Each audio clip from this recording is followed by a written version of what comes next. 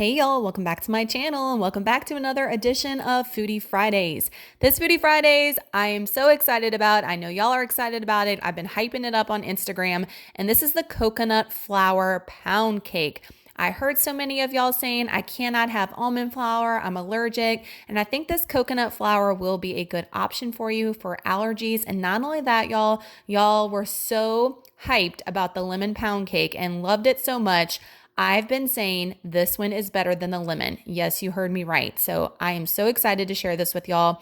It is delicious. Now I'm going to go through the ingredients for the pound cake itself, and you can definitely just eat the cake because we love the cake just as is. But I'm also going to be telling you to indulge with a wedding cake frosting that I put on top, and this tasted just like your white cake out of the store, like a sheet cake with wedding cake icing. I lived my best life with this. It was so good, but it is optional. But let's get into the cake. So for the cake, you're going to need 8 eggs, 8 ounces of cream cheese at room temp, a half a cup of butter at room temp, 1.5 cups of granular sugar. I'm using the pure, which is erythritol, 1.5 cups of coconut flour, a half a cup of sour cream, 4 teaspoons of baking powder, half a teaspoon of salt, and 2 teaspoons of vanilla. And that is just for the coconut pound cake. For the optional but delicious, and in my opinion, you have to have wedding cake frosting, you're going to need a block of cream cheese, 1/4 cup of butter. You're going to see in the video, I accidentally used an entire stick, but you know, butter makes everything better, right? So it tasted just fine, but just know you don't need that much butter. A half a cup or 3/4 cup of powdered erythritol, 1 teaspoon of vanilla extract, and 2 teaspoons of almond extract for the icing. So let's get into, this is probably my favorite dessert I've made on keto. You heard me say that. I cannot wait to share. Work it, make it, do it, makes us harder, better, faster, stronger.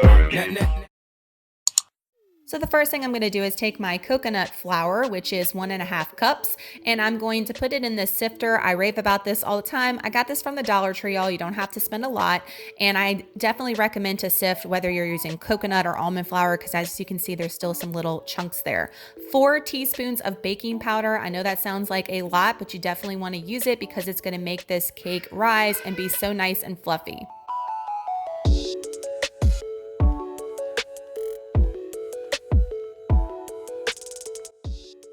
Okay, so in a separate mixing bowl, we're going to mix our wet ingredients, well, most of them anyway. So I'm gonna put in my butter, and for the butter, it's a half a cup at room temperature. I'm gonna put my paddle attachment on here, and I'm just gonna give this a nice mix. I like to mix up things separately instead of just dumping it all together sometimes necessarily. So we're making sure that everything is nice and smooth, especially when baking. So now I'm going in with my whole block of cream cheese, full fat, and it is softened at room temperature. And as you're gonna see, I'm gonna go ahead and give that a nice little spin as well and make sure that that's nice, fluffy, and creamy before we go in with anything else.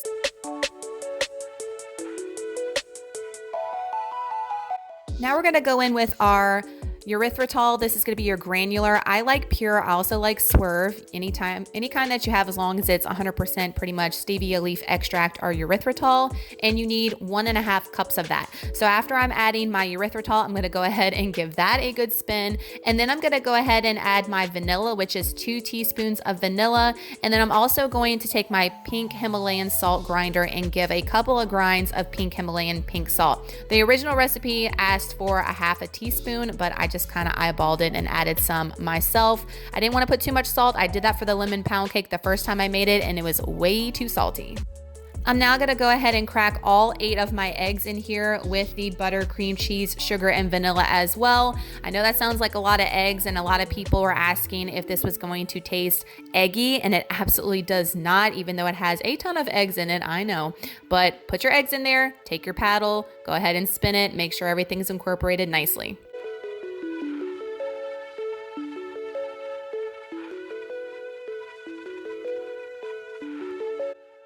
I'm now going to go ahead and take my dry ingredients, which you don't have much, and I'm going to add it to the wet. Again, put your attachment down, give this a good spin, make sure that there's no dryness, everything's incorporated nicely.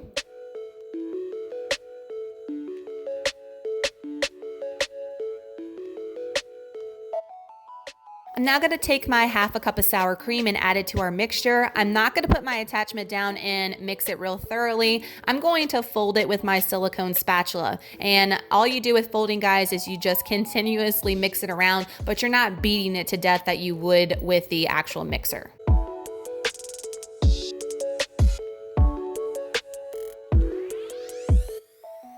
Okay, so trick I learned from the lemon pound cake is take some parchment paper and put it in your mold, your loaf pan, and add your cake mix to it, your pound cake mix to it. And that's gonna be so easy to lift this out of here and not have anything crumble. It is going to be a life changer.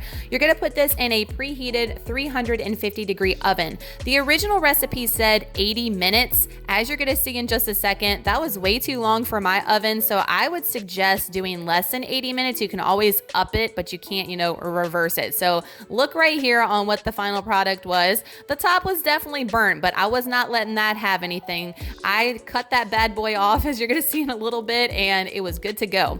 Now we're making the frosting. So I've got my block of cream cheese that's been softened, and I'm just using a hand mixer and going to town with it and making sure it's nice and fluffy. Then I'm adding a whole stick of butter, but remember, you only need 1/4 of a cup. I've made this frosting many times. I don't know what I was thinking, but it tasted good because butter's not going to make anything taste bad, right?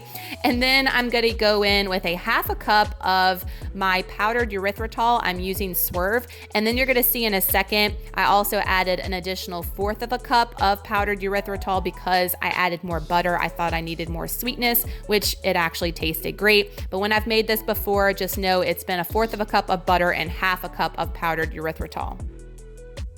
Now gonna add our extract. So 1 teaspoon of vanilla extract is going in, and yes, 2 teaspoons of almond extract. You definitely want 2 teaspoons. It's gonna give you that perfect wedding cake taste. If you're a big fan of wedding cake icing from the store or homemade, this is gonna be right up your alley. Add the 2 teaspoons of almond extract. It is amazing.